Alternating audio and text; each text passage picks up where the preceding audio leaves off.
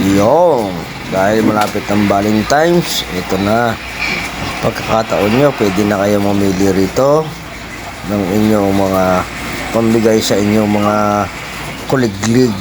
Ayan. Ayan, pili na kayo ang inyong mga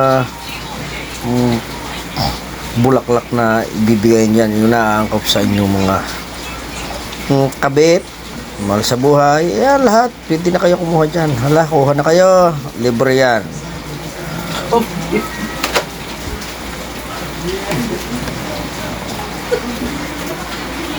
Yan, napakaganda. May nalalanta na. Yo, gusto nyo nalalanta, libre na libre yan mga kababayan.